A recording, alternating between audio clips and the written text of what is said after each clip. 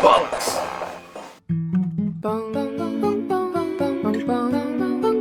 Mr. Sandman, bring me a dream.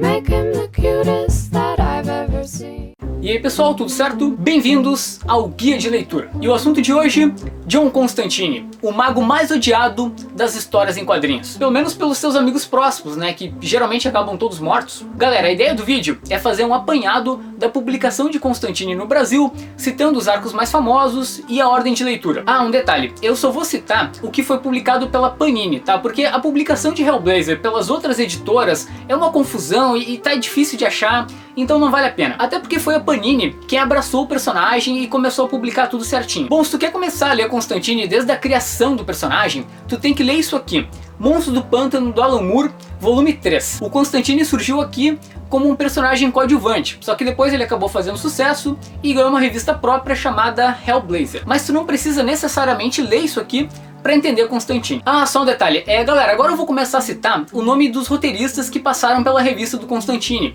São vários e a maioria ficou entre 40 e 50 edições. Só que se tu quer começar a ler Constantine, tu não precisa começar desde lá da edição número 1 e seguir até a edição número 300. Como são vários roteiristas, cada um teve a sua fase. Então sempre que muda o escritor, é como se abrisse uma brecha para tu poder começar a ler. Claro que é sempre melhor tu começar desde a edição número 1. Só que isso é uma tarefa quase sobre-humana, porque tu precisa primeiro achar as 300 edições, que são muitas revistas, e tu precisa de tempo para ler tudo isso. Então o melhor é tu ir pegando as fases individuais de cada roteirista. Dito isso, que comece logo essa bagaça.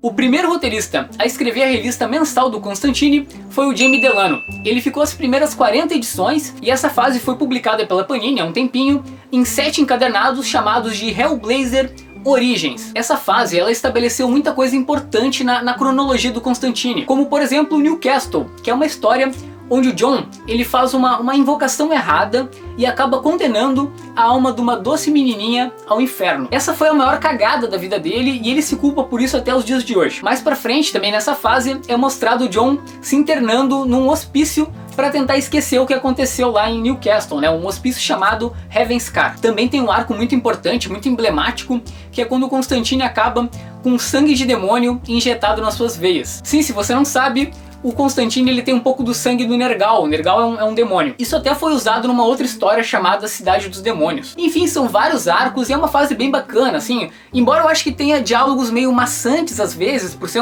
uma história dos anos 80, mas vale a pena ler.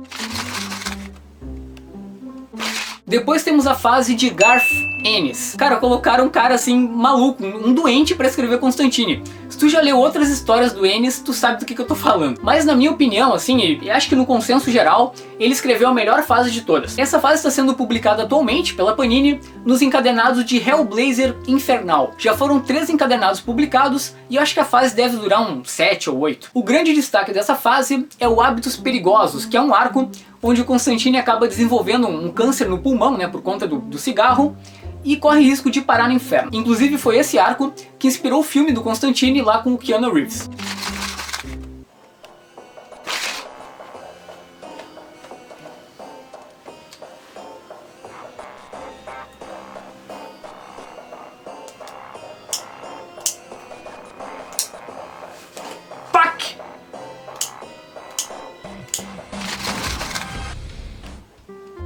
Depois temos a fase de Paul Jenkins escrevendo Constantine. Essa fase ela é inédita pela Panini e eu nem sei se já foi publicada no Brasil, mas pelo que eu pesquisei dos reviews lá dos americanos, eles falam muito bem sobre ela. Seguimos para a fase do meu ídolo, Warren Ellis. Essa fase é inédita pela Panini, mas ela é bem curta. Eu tenho aqui os encadernados americanos, tá? São só 2 encadernadinhos. O Ellis ele acabou ficando pouco tempo no título porque ele teve uma história vetada pela Vertigo e acabou se demitindo. No caso, a história tratava sobre um atentado a uma escola envolvendo os alunos.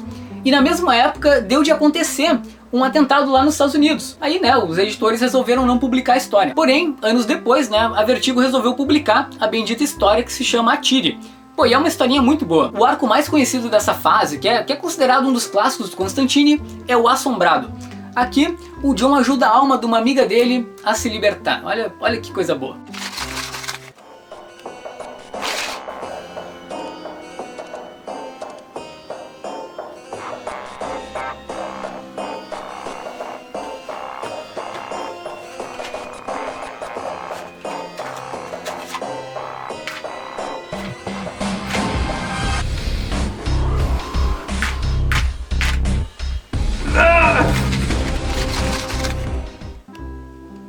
Próxima fase, Brian Azzarello. A fase dele é composta por 5 encadernados, e aqui no Brasil a Panini já publicou 3 deles. Seria o equivalente aos 3 últimos. O que acontece aqui é o seguinte: quando a Panini pegou os direitos de publicação da Vertigo, outra editora já estava publicando as histórias do Constantine.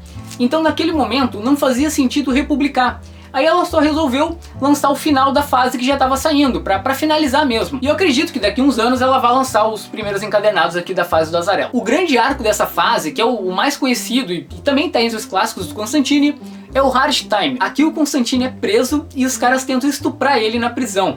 E cara, vocês não tem noção o que ele faz com os presidiários, assim, putz, é muito legal. Essa é uma das minhas histórias preferidas do Constantine. Depois do Azzarello, a revista do Constantine foi entregue a Mike Carey. Essa fase também já foi publicada na íntegra pela Panini, aqui na mensal da Vertigo, do número 1 até o número 38. Eu não tenho conhecimento pra colocar o principal arco dessa fase, porque na verdade eu não li toda ela. Eu lembro que conforme eu fui lendo, as histórias começaram a ficar meio chatas e eu resolvi parar. Mas dos que eu li, o arco que eu mais gostei foi o Sepulcro Vermelho, que é um dos primeiros. Agora vem a fase da Denise Mina, que já foi publicada no Brasil em 2 encadernados pela Panini. Eu não quero parecer chato, cara, mas eu também não gosto dessa fase. A Denise Mina, ela é uma escritora de livros, tá? Ela escreve romances lá nos Estados Unidos, e a primeira experiência dela com quadrinhos foi escrevendo a revista do Constantine. Eu acho que ela deixou a revista meio confusa, as coisas ficam meio no ar, não são muito bem explicadas, às vezes parece que a fala não corresponde à imagem que ela tá mostrando. Eu acho que foi uma fase que teve boas ideias, mas que ela não soube passar muito bem pro leitor.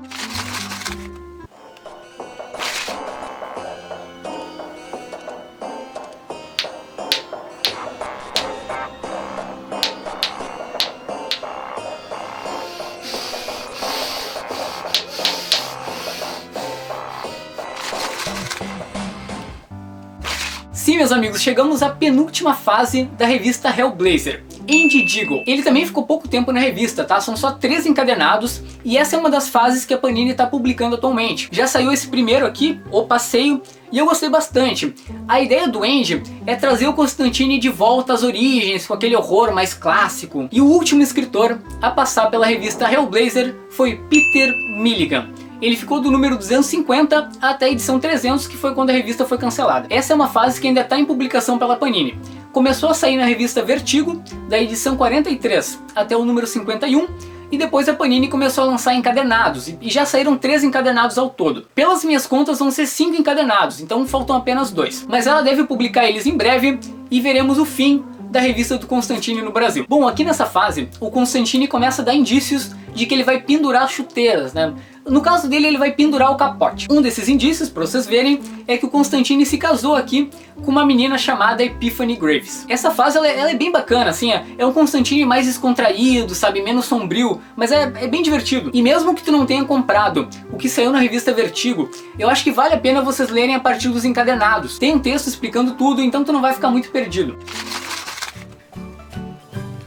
Bom, galera, e para finalizar o vídeo, o Constantine teve 3 especiais publicados no Brasil pela Panini. Esses 2 aqui, o Cidade dos Demônios e o Pandemônio, e mais um chamado Passagens Sombrias, que tá aqui a capa, porque eu não achei aqui na minha coleção o encadernado, porque ele é meio pequenininho. Desses, o que eu mais gostei foi o Pandemônio. Bom, pessoal, é isso, tá? Procura correr atrás dos encadernados do Constantine, tem muitas histórias de muita qualidade que vão te dar alguns momentinhos de diversão. Fica o link dos últimos programinhas do canal também, tá? E crianças, não fumem, tá? Porque fumar faz mal à saúde. A menos que tu seja o Constantine e consiga enganar um demônio para conseguir a imortalidade. Aí fumar é legal.